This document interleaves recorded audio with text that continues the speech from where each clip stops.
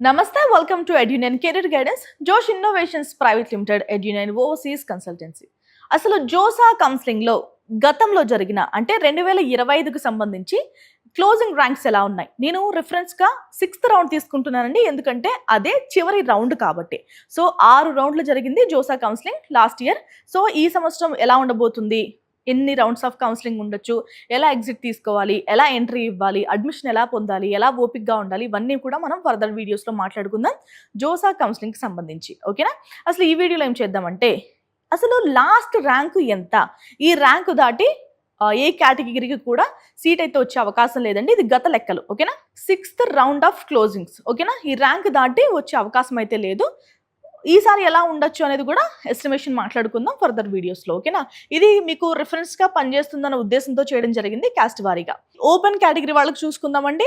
General female, so ఇది neutral మాట.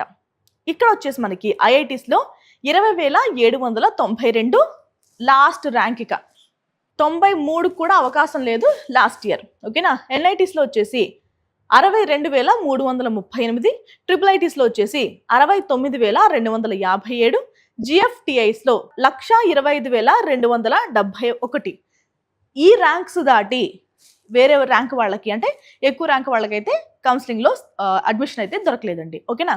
ఇంకా ఫీమేల్ వాళ్ళకి ఏంటంటే ఐఐటీస్లో 28,481, ఎన్ఐటీస్లో 77,665, ట్రిపుల్ ఐటీస్లో 79,764, జిఎఫ్టిఐస్లో 1,14,964. ఓకేనా? ఓపెన్ కేటగిరీకి మిగిలిన కేటగిరీస్కి కాస్త వ్యత్యాసం ఉంటుంది, ఎందుకంటే ఇక్కడ మనం ఓపెన్ కేటగిరీ వాళ్ళకి ఎలాంటి క్యాస్ట్ కూడా ఆపాదించకూడదు. సిఆర్ఎల్ నెంబర్ ద్వారానే వాళ్ళకి కౌన్సిలింగ్ జరుగుతుంది. ఓకేనా? సో ఇది కాస్త గమనించండి. మిగిలిన క్యాస్ట్ వాళ్ళకి ఏంటంటే కేటగిరీ ర్యాంక్స్ కూడా ఉంటాయి. ఓకేనా? సో ఇక్కడ కేటగిరీ ర్యాంక్స్ ఇతర క్యాస్ట్ వాళ్ళకు ఉంటాయి, ఓపెన్ కేటగిరీ వాళ్ళకి సిఆర్ఎల్ ర్యాంక్ ఉండదు. ఓకేనా? ఈడబ్ల్యూఎస్ కేటగిరీ వాళ్ళకి, జనరల్ వాళ్ళకి ఐఐటీస్లో 4,524 లాస్ట్ ర్యాంక్ అండి. ఎన్ఐటీస్లో 9,100, ట్రిపుల్ ఐటీస్లో 10,042, జిఎఫ్టిఐస్లో 18,318 లాస్ట్ ర్యాంక్. ఇంకా ఫీమేల్కి వచ్చేసి ఏంటంటే ఐఐటీలో 4,587, ఎన్ఐటీలో 11,134, ట్రిపుల్ ఐటీలో మనకి 11,665, జిఎఫ్టిఐస్లో 14,265. సో ఈడబ్ల్యూఎస్ వాళ్ళు కూడా ర్యాంక్స్ గమనించండి. సో ఈ ర్యాంక్ దాటి లాస్ట్ ఇయర్ అయితే కిందకి వెళ్ళలేదు, విచ్ మీన్స్ ఇప్పుడు మీకు ఈ సంవత్సరం 14,265 వచ్చింది అనుకోండి, ఓకే, మీకు అవకాశం ఉంటుంది. నేను లాస్ట్ ఇయర్ లెక్కలు చెప్తున్నాను. 14,266 కనుక ఎవరికైనా వచ్చుంటే లాస్ట్ ఇయర్ జిఎఫ్టిఐస్లో వాళ్ళకి కౌన్సిలింగ్లో సీట్ రాలేదని అర్థం. ఓకేనా? సో ఇవి మీరు అలా అర్థం చేసుకోవాలి. సో నాకు ఇన్ని మార్క్స్ రావచ్చు, ఇంత ర్యాంక్ రావచ్చు, ఆల్రెడీ మార్క్స్ వర్సెస్ ర్యాంక్ వేసుకునే ఉంటారు చాలా మంది విద్యార్థులు, ఆల్రెడీ ఎగ్జామ్ రాస్తున్నారు కాబట్టి. సో జస్ట్ అలా ప్రిపేర్ చేసుకోండి లిస్ట్ అనేది. ఏం టాప్ కాలేజ్ ఏం పెట్టాలి, సెకండ్, థర్డ్, ఫోర్త్, అలా ఏం ఇన్స్టిట్యూట్ పెట్టాలో కూడా ఇప్పటి నుంచే రాయడం ప్రాక్టీస్ చేయండి. ఓబీసీ ఎన్సీఎల్ వాళ్ళకి జనరల్ కేటగిరీ ఐఐటీస్లో 9,728, ఎన్ఐటీస్లో 20,171, ట్రిపుల్ ఐటీస్లో 22,348, జిఎఫ్టిఐస్లో 41,645 చివరి ర్యాంక్. ఇక ఫీమేల్ కి మాట్లాడుకుందాం. ఓబీసీ ఎన్సీఎల్లో ఐఐటీస్లో వచ్చేసి 12,609 అండి, ఎన్ఐటీస్లో 27,737, ట్రిపుల్ ఐటీస్లో 30,022, జిఎఫ్టిఐస్లో 41,805 చివరి ర్యాంక్. ఓకేనా? ఇక ఎస్సీ కేటగిరీ చూద్దామండి. జనరల్లో 4,170 ఐఐటీస్కి, ఎన్ఐటీస్కి వచ్చేసి 10,666, ట్రిపుల్ ఐటీస్కి వచ్చేసి 11,961, జిఎఫ్టిఐస్కి 17,647 చివరి ర్యాంక్. ఇక ఫీమేల్కి 4,793 ఐఐటీస్లో, ఎన్ఐటీస్లో 11,912, ట్రిపుల్ ఐటీస్లో 13,200, ఇక జిఎఫ్టిఐస్లో 15,256.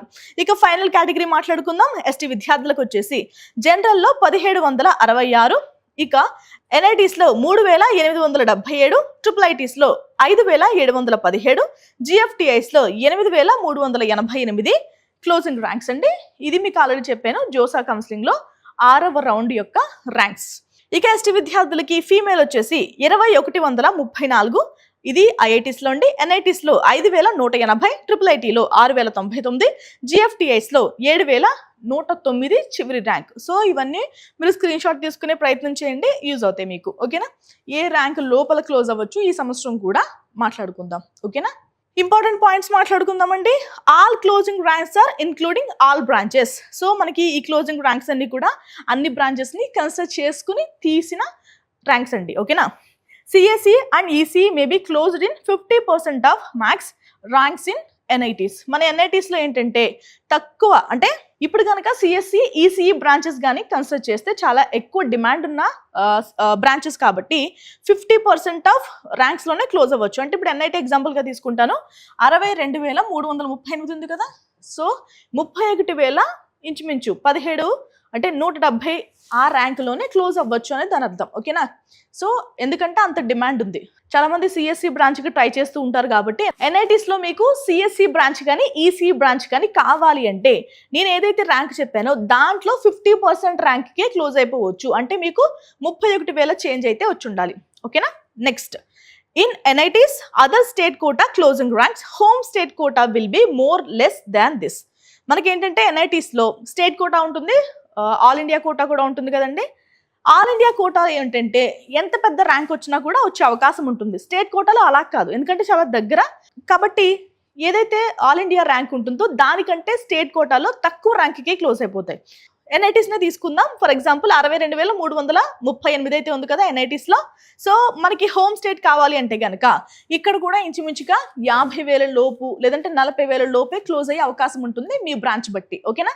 In triple ITs only all India rank will be the criteria. మనకి ట్రిపుల్ ఐటీస్లో ఏంటంటే ఆల్ ఇండియా ర్యాంక్ కన్సిడర్ చేస్తారు. ఓకేనా. Next, in triple ITs maximum seats will be available in CSE and ECE only. మనకి triple ఐటీలో ఏంటంటే maximum seats అనేవి సిఎస్సిలోని అలాగే ఈసీఈ బ్రాంచ్లో కూడా అవైలబుల్గా ఉంటాయి. ఓకేనా. In GFTIs other state female quota will be too less. మనకి జిఎఫ్టిఐస్లో ఏంటంటే అదర్ స్టేట్, ఓన్ స్టేట్ అయితే okay, other state female quota అనేవి చాలా తక్కువగా ఉంటాయి, తక్కువ ర్యాంక్స్కి క్లోజ్ అయిపోతాయి. ఓకేనా. So except open others are category ranks. Open కేటగిరీకి ఏంటంటే క్యాస్ట్ ఆపాదించకూడదండి, మిగిలిన కేటగిరీస్ అన్నీ కూడా సిఆర్ఎల్ ర్యాంక్సే కన్సిడర్ చేస్తారు. ఓకేనా. సో ఇది ఇవాల్టి వీడియో అండి. 2025కి సంబంధించి 6 రౌండ్ క్లోజింగ్ ర్యాంక్స్ ఇవి. సో ఈ సంవత్సరం కూడా జోసా కౌన్సిలింగ్ ఎలా ఉండొచ్చు, దానికి సంబంధించిన అప్డేట్స్, అలాగే కౌన్సిలింగ్ లో ఎలా పార్టిసిపేట్ చేయొచ్చు, ఇవన్నీ కూడా మాట్లాడుకుందాం. చాలా మంది కౌన్సిలింగ్ లో ఇబ్బంది పడుతూ ఉంటారు. అలాంటి విద్యార్థులందరూ కూడా ఖచ్చితంగా ఎడ్యునైన్ హెల్ప్ అయితే తీసుకోండి. ఇది ఇవాల్టి video. Thank you so much for watching.